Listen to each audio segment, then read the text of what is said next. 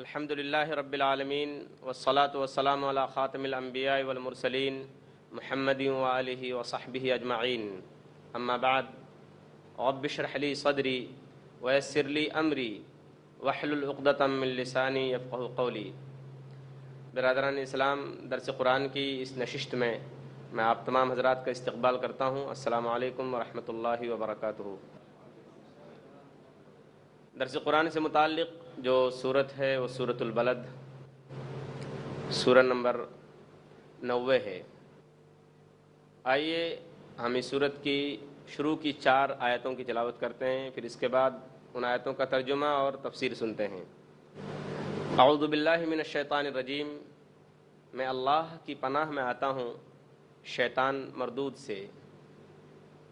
بسم اللہ الرحمن الرحیم، اللہ کے نام سے شروع کرتا ہوں جو بڑا مہربان نہایت رحم کرنے والا ہے۔ لا اقسم بہذا البلد، میں قسم کھاتا ہوں اس شہر کی۔ وانت حل بہذا البلد، اور تیرے لیے اس شہر میں لڑائی حلال ہونے والی ہے۔ ووالد وما ولد، اور قسم ہے انسانی باپ کی اور اولاد کی۔ لقد خلقنا الانسان فی کبد، یقیناً ہم نے انسان کو بڑی تکلیف میں پیدا کیا ہے۔ سورۃ البلد مکی ہے، اس میں 20 آیتیں ہیں۔ آئیے ہم سب سے پہلی آیت کی تشریح سنتے ہیں۔ اللہ تعالیٰ فرماتے ہیں لا، نہیں، اقسم، قسم کھاتا ہوں میں، بہذا البلد، اس شہر کی یعنی مکہ کی۔ اگر ہم اس پوری آیت کا ترجمہ کریں تو اس کا لفظی ترجمہ یہ ہوگا، میں اس شہر کی قسم نہیں کھاتا ہوں۔ لا اقسم بہذا البلد، میں اس شہر کی قسم نہیں کھاتا ہوں، اس کا لفظی ترجمہ تو یہ ہوگا۔ لیکن عربی زبان کے اندر، اور آگے ہم بتائیں گے ہماری اپنی زبان کے اندر بھی ہم کس طریقے سے قسم کا استعمال کرتے ہیں۔ عربی زبان کا قاعدہ ہے کہ جب قسم سے پہلے لفظ لا آتا ہے جس کے معنی ہے نہیں، جس طریقے سے اللہ نے اس صورت میں قسم کھائی ہے، لا، نہیں، اقسم بہذا البلد، قسم کھاتا ہوں میں اس شہر کی، تو اس کا مطلب یہ نہیں ہے کہ اللہ یہ کہہ رہے ہیں کہ میں اس شہر کی قسم نہیں کھا رہا ہوں، بلکہ اس طرح کا جو لا ہے وہ اس وقت استعمال ہوتا ہے جب سامنے والے کے دل میں کوئی غلط بات بیٹھی ہوئی ہو، سامنے والے کے دماغ میں کوئی غلط عقیدہ جمع ہوا ہو۔ اس غلط عقیدے کو دور کرنے کے لیے، اس باطل خیال کو ختم کرنے کے لیے لفظ لا کا استعمال پہلے ہو رہا ہے اور پہلے ہوتا ہے، جس طریقے سے اللہ نے یہاں فرمایا ہے لا اقسم بہذا البلد، یعنی نہیں، تمہارے دل میں، تمہارے دماغ میں جو خیال بیٹھا ہوا ہے، جو عقیدہ جمع ہوا ہے اور جو تم سمجھ بیٹھے ہو، وہ بات غلط ہے۔ بات ایسی نہیں ہے، بلکہ بات وہ ہے جو میں کہہ رہا ہوں، بات درست وہ ہے جو میں کہہ رہا ہوں۔ جس طریقے سے ہم اپنی بات اپنی زبان میں استعمال کرتے ہیں، مثال کے طور پر ہم اپنی بولی میں، اپنی زبان میں کسی سے بات کر رہے ہوتے ہیں اور ہم سمجھ رہے ہیں کہ سامنے والے کی بات غلط ہے، ہم اس کی بات کو غلط ثابت کرنا چاہتے ہیں اور تردید کرنا چاہتے ہیں اسی وقت، تو ہم کیا کہتے ہیں؟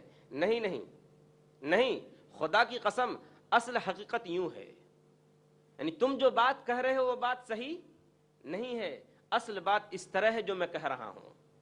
بالکل اسی طریقے سے اللہ تبارک و تعالیٰ نے بھی یہاں فرمایا ہے کہ تمہارے دلوں میں، اے لوگوں، تمہارے دلوں میں جو بات جمی ہوئی ہے، جو عقیدہ جمع ہوا ہے، وہ کسی طرح بھی درست نہیں ہے، بلکہ میں رب ہو کر فلاں فلاں چیزوں کی قسم کھانے کے بعد کہہ رہا ہوں کہ اصل بات یہ ہے۔ اب رہا یہ سوال کہ اصل بات کیا ہے جس کی وجہ سے اللہ کہہ رہے ہیں کہ تم نے جو بات بیٹھائی ہے اپنے دل میں، اپنے دماغ میں، وہ درست نہیں ہے۔ اصل بات اور درست بات وہ ہے جو میں کہہ رہا ہوں ان چیزوں کی قسمیں کھا کر۔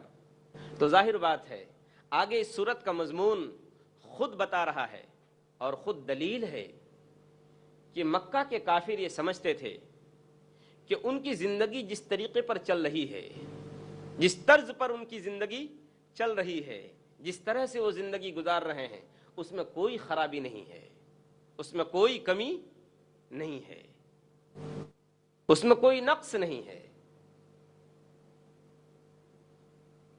محمد صلی اللہ علیہ وسلم خواہ مخواہ ان کو سیدھا کرنے کی اور ان کی اصلاح کرنے کی کوشش کر رہے ہیں۔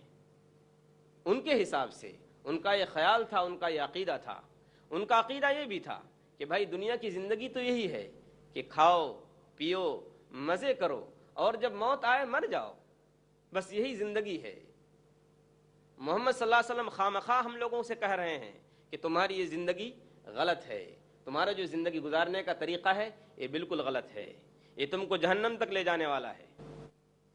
اور ان کا عقیدہ یہ بھی تھا، وہ یہ سمجھتے تھے کہ ہماری جو یہ زندگی ہے بس اسی طریقے سے ہم نے کھا پی لیا اور مزے کر لیے، اور ہم کو آخرت میں اپنے کیے ہوئے کا کچھ حساب نہیں دینا ہے، جزا کیا ہے، سزا کیا ہے، ان سب چیزوں سے وہ اپنے آپ کو دور سمجھتے تھے۔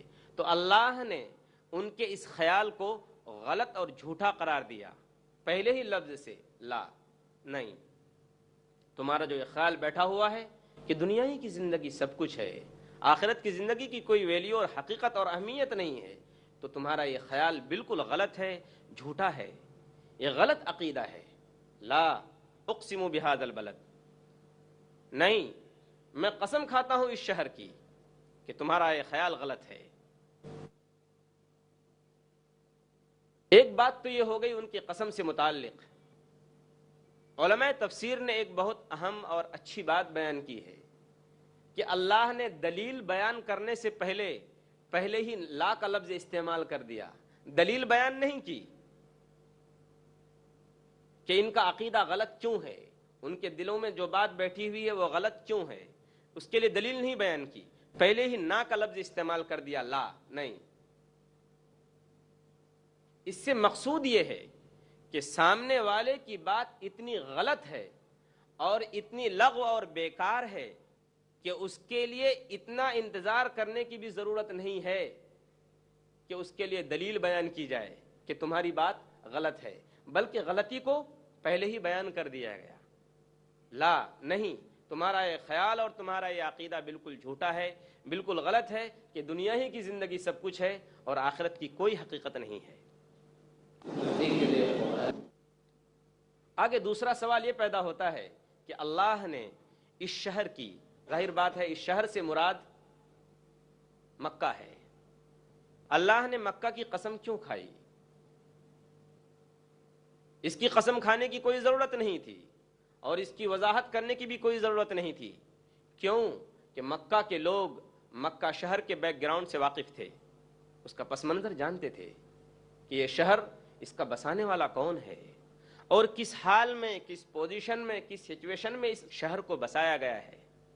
حالت ایسی تھی کہ مکہ کی سرزمین تمام دوسرے شہروں سے الگ تھلگ تھی، بے آب و گیا، یعنی چٹیل میدان تھا، سنسان پہاڑوں کے اندر اللہ کا ایک بندہ جسے دنیا حضرت ابراہیم علیہ السلام کے نام سے جانتی ہے، اللہ کا ایک بندہ ابراہیم علیہ السلام، انہوں نے اللہ کے حکم اور منشا کے مطابق اپنی ایک بیوی اور اپنے ایک دودھ پیتے بچے حضرت اسماعیل علیہ السلام کو سنسان پہاڑوں کے درمیان بسایا اور بظاہر اپنی اولاد کو اور اپنی بیوی کو بے سہارا چھوڑا۔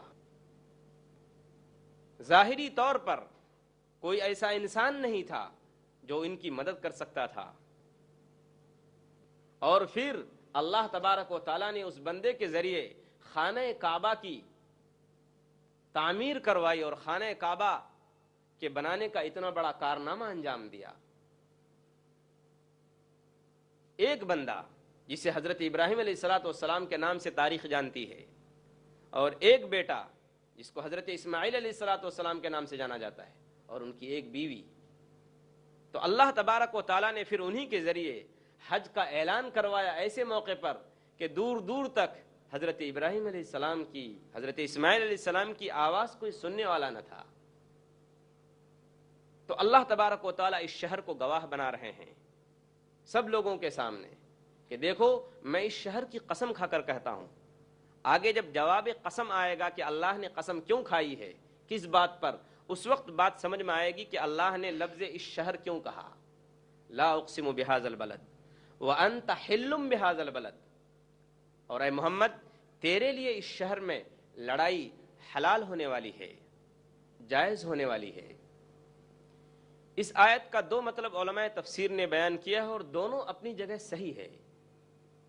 سب سے پہلا مطلب یہ ہے کہ مکہ جو شہر ہے یہ عظمت والا، عزت والا، قابل احترام شہر ہے۔ یہاں لڑائی کی اجازت، قتال کی اجازت، جھگڑے کی اجازت نہ پہلے تھی نہ ابھی ہے اور نہ آئندہ ہوگی۔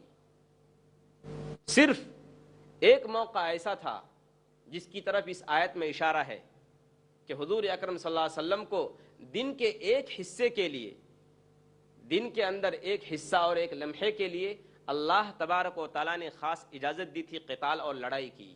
یہ اس وقت ہوا جب سن 8 ہجری میں مکہ فتح ہوا ہے۔ اس موقع پر دن کے ایک حصے میں حضور اکرم صلی اللہ علیہ وسلم کو اس شہر کے اندر لڑائی اور قتال کی اجازت دی گئی تھی۔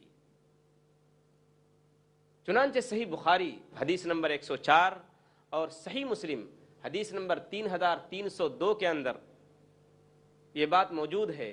نبی کریم صلی اللہ علیہ وسلم نے فرمایا کہ اللہ تبارک و تعالیٰ نے اس شہر مکہ کو حرمت والا بنایا ہے۔ اس کی یہ حرمت اس وقت سے موجود ہے جب اللہ تبارک و تعالیٰ نے آسمان اور زمین کو پیدا فرمایا، آسمان اور زمین کو بنایا، اس وقت سے اس کی حرمت باقی ہے اور قیامت تک اس کی حرمت باقی رہنے والی ہے۔ صرف اللہ تبارک و تعالیٰ نے، آگے حضور صلی اللہ علیہ وسلم نے فرمایا کہ اللہ تبارک و تعالیٰ نے دن کے ایک حصے کے لیے یا دن کے اندر ایک لمحے کے لیے مجھے اس کے اندر اس شہر میں لڑائی اور قتال کی اجازت دی۔ پھر آج کے بعد یہ شہر ویسے ہی حرام ہو گیا، اس شہر میں لڑائی اور جھگڑا کرنا ویسے ہی حرام ہو گیا جیسے پہلے یہاں لڑائی اور قتال کرنا حرام تھا، اور قیامت تک یہ حرمت اس کی باقی رہے گی۔ لہذا یہاں کے درخت کو نہ کاٹا جائے، یہاں کے کانٹوں کو نہ اکھاڑا جائے، اور سن لو جو شخص یہاں موجود ہے یہ بات وہ ان لوگوں تک پہنچا دے جو یہاں موجود نہیں ہے۔ تو اللہ تبارک و تعالیٰ نے حضور اکرم صلی اللہ علیہ وسلم کو اس شہر کے اندر فتح مکہ کے موقع پر دن کے چند لمحے کے لیے، ایک گھڑی کے لیے قتال کی اجازت دی تھی۔ یہ اس وقت ہوا تھا جیسا کہ صحیح حدیث میں موجود ہے کہ حضور اکرم صلی اللہ علیہ وسلم جب مکہ میں داخل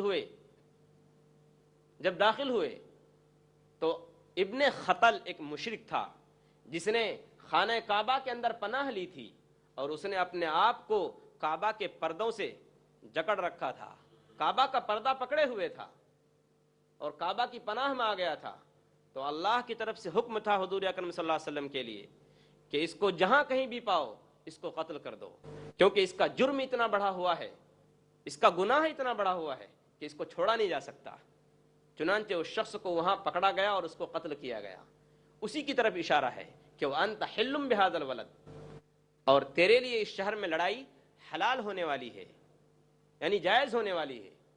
تو صرف وہ چند لمحے کے لیے اور چند گھڑی کے لیے تھا۔ آگے حضور اکرم صلی اللہ علیہ وسلم نے یہ بھی اس حدیث میں فرما دیا کہ اب اگر کوئی شخص اس شہر میں لڑائی کرنے کے لیے میری لڑائی کو دلیل بناتا ہے تو اس سے کہہ دو کہ مجھ کو تو اللہ نے اس میں لڑائی کی اجازت دی تھی، جبکہ تمہیں اللہ نے اس میں لڑائی کی کوئی اجازت نہیں دی ہے۔ ایک مطلب اس آیت کا تو یہ ہے، اور دوسرا مطلب اس آیت کا یہ ہے وَأَنْتَ حِلٌّ بِهَذَا الْبَلَدِ، اور اے محمد تو اس شہر میں حلال ہو گیا ہے۔ مطلب اس کا کیا ہوا؟ یعنی مکہ کے جو کافر ہیں، جو مشرک ہیں، یہ اس شہر کے اندر کسی جانور کو قتل کرنا حرام سمجھتے ہیں، یہ ان کا عقیدہ ہے۔ یہ ان کا بنیادی عقیدہ ہے کہ مکہ شہر میں شکار کرنا ناجائز ہے، کسی جانور کو قتل کرنا ناجائز ہے۔ اس کے باوجود ان لوگوں نے آپ جیسے انسان کو اور آپ جیسے انسان کی جان کو حلال سمجھ رکھا ہے، اور آپ کو قتل کرنے کو وہ جائز سمجھتے ہیں۔ وَأَنْتَ حِلٌّ بِهَذَا الْبَلَدِ، اور تو اس شہر میں حلال ہے، یعنی یہ جانور کا شکار کرنا، کسی جانور کو قتل کرنا یا مارنا اس پاک اور مقدس شہر میں ناجائز سمجھتے ہیں، لیکن آپ کو قتل کرنے کے پیچھے پڑے ہوئے ہیں، گویا آپ ان کے لیے حلال ہو گئے ہیں۔ دوسرا مطلب اس آیت کا علماء تفسیر نے یہ بیان کیا ہے، اور یہ بھی فٹ ہے، صحیح اور درست ہے۔ کیوں کہ جب آپ حضور اکرم صلی اللہ علیہ وسلم کی زندگی کو دیکھیں، اور آپ دیکھیں کہ حضور اکرم صلی اللہ علیہ وسلم نے کس بے بسی میں اور کس بے کسی کے عالم میں مکہ مکرمہ کی سرزمین میں زندگی گزاری، اور کس طریقے سے ان لوگوں نے حضور اکرم صلی اللہ علیہ وسلم کے قتل کی سازش کی، تو آپ کے سامنے یہ بات 2 اور 2 4 کی طرح خود بخود واضح ہو جائے گی کہ کس طریقے سے ان لوگوں نے حضور اکرم صلی اللہ علیہ وسلم کو مکہ مکرمہ جیسے شہر میں حلال سمجھ رکھا تھا۔ انسانی جانوں میں حضور اکرم صلی اللہ علیہ وسلم کی جان کی ان کے نزدیک کوئی قیمت اور ویلیو اور اہمیت نہیں تھی۔ اس کے بعد جو تیسری چیز ہے جس کی قسم اللہ نے کھائی ہے وہ یہ ہے ووالدی وما ولد، اور انسانی باپ کی قسم اور اولاد کی قسم۔ اس آیت کا بھی 2 مطلب بیان کیا ہے علماء نے۔ اکثر مفسرین نے اس آیت کا مطلب یہ بیان کیا ہے کہ والد سے مراد حضرت آدم علیہ الصلاۃ والسلام ہیں، اور اولاد سے مراد ان کی پوری اولاد ہے، جو اس وقت موجود تھی، جو ابھی موجود ہے، اور جو آئندہ پائی جائے گی۔ یہ سب کے سب کی اللہ نے قسم کھائی ہے۔ ان تمام چیزوں کو، ان تمام لوگوں کو اللہ نے گواہ بنایا ہے۔ آدم علیہ الصلاۃ والسلام سے لے کر پوری انسانیت کو اللہ آگے کی بات پر گواہ بنا رہے ہیں، جو آگے کی بات کہی جائے گی۔ دوسرا مطلب مولانا امین حسن اصلاحی صاحب نے تدبر قرآن کے اندر یہ بیان کیا ہے کہ والد سے مراد یہاں حضرت ابراہیم علیہ الصلاۃ والسلام ہیں۔ ان کا کہنا یہ ہے چونکہ مخاطب جن سے بات کی جا رہی ہے وہ مکہ کے لوگ ہیں، اور مکہ کو بسانے والے حضرت ابراہیم اور حضرت اسماعیل علیہ الصلاۃ والسلام ہی ہیں، اس لیے والد سے مراد حضرت ابراہیم علیہ السلام ہیں، اور وما ولد سے مراد حضرت اسماعیل علیہ الصلاۃ والسلام کی ذریت اور نسل ہے۔ دونوں باتیں درست ہو سکتی ہیں، لیکن پہلی بات زیادہ صحیح ہے، اور امام ابن کثیر رحمۃ اللہ علیہ کی رائے یہی ہے کہ یہاں والد سے مراد حضرت آدم علیہ الصلاۃ والسلام ہیں، اور وما ولد سے مراد پوری انسانیت ہے، پوری انسانی نسل ہے۔ اس کے بعد جس چیز کی قسم کھائی ہے اور جس بات کی وجہ سے قسم کھائی ہے اللہ نے اس کو بیان کیا ہے، لقد خلقنا الانسان فی کبد، یقیناً ہم نے انسان کو سخت تکلیف میں پیدا کیا ہے۔ انسان کو سخت تکلیف میں پیدا کیے جانے کا مقصد کیا ہے؟ اس کا مطلب کیا ہے؟ اس کا مطلب یہ ہے، انسان کو تکلیف میں پیدا کیے جانے کا مطلب یہ ہے کہ انسان اس دنیا میں مزہ کرنے کے لیے نہیں آیا، عیش و آرام کرنے کے لیے نہیں آیا۔ اللہ نے اس دنیا میں اس کو محنت و مشقت کرنے کے لیے بھیجا ہے۔ محنت و مشقت کس بات کی؟ آخرت کی تیاری کی، آخرت کی فکر کی۔ چنانچہ اللہ تبارک و تعالی گواہ بنا رہے ہیں انسان کی پیدائش کو کہ اے انسان تو اپنی پیدائش کی تاریخ پر غور کر، تو خود گواہی دے گا کہ تیری پیدائش کتنی تکلیف میں ہوئی ہے۔ تجھے تیری ماں نے 9 مہینے تک اپنی پیٹ میں اٹھائے رکھا، یہ تکلیف الگ ہے۔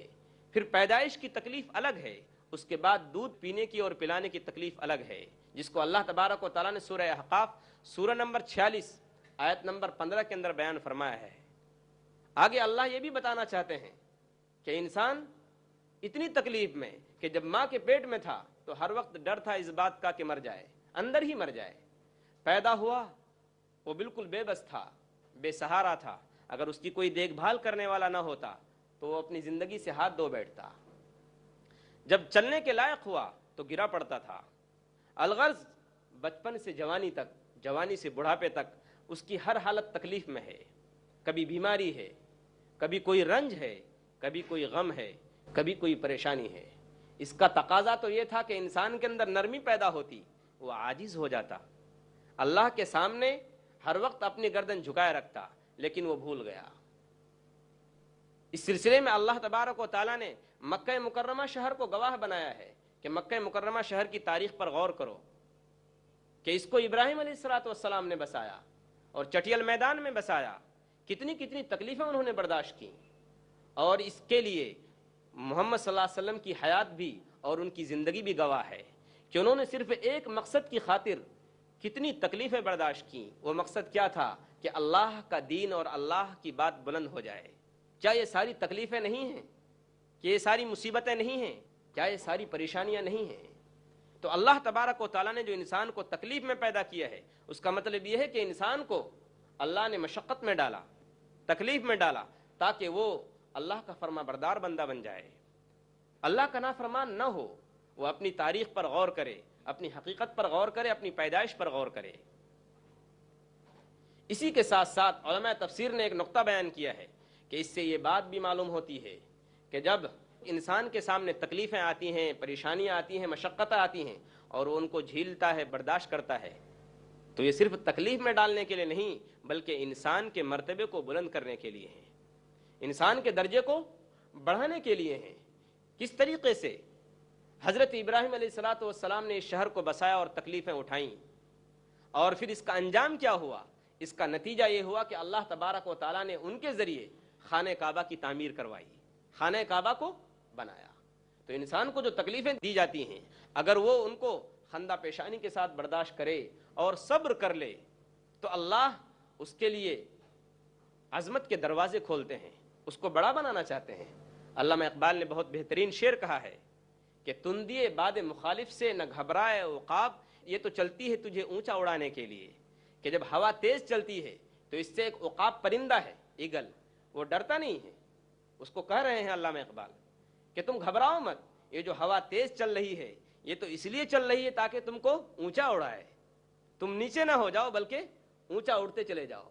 تندیے باد مخالف سے نہ گھبرائے عقاب, یہ تو چلتی ہے تجھے اونچا اڑانے کے لیے. جب انسان ٹھوکریں کھاتا ہے, تکلیفیں جھیلتا ہے, تب پھر اس سرخرو ہوتا ہے, پھر اس کی عظمت لوگوں کے سامنے ظاہر ہوتی ہے.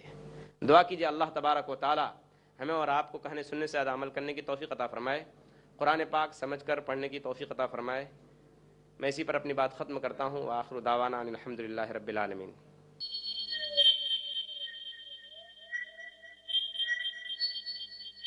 اللہ غفور اللہ رحیم اللہ يحب المحسنین وخالقنا ورازقنا وهو